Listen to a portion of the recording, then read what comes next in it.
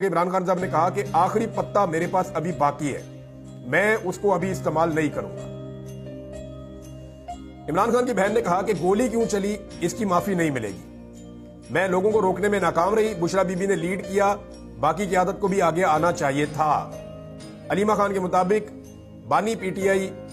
D چوک واقعے پر شوق میں ہے اور انہوں نے کہا کہ سب سے پہلی F I R Mohsin Naqvi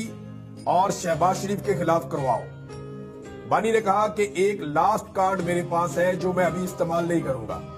سانے D Chowk per supreme court اور انٹرنیشنل اداروں کے پاس رپورٹ لے کر جائیں۔ اقوام متحدہ میں جانے کی بھی بات کی تھی، میں نے آپ کو پہلے بتایا تھا۔ اڈیالہ جیل کے باہر میڈیا سے گفتگو کرتے ہوئے علیمہ خان نے کہا کہ کسی نے کہا کہ عمران خان کو زہر دے دیا گیا ہے، کوئی کہہ رہا تھا کہ ذہنی طور پہ صحت خراب ہو گئی ہے۔ ملاقات میں عمران خان صاحب نے کہا کہ میری صحت ٹھیک ہے، 50 گھنٹے مجھے بند رکھا گیا ہے، یہ بات تو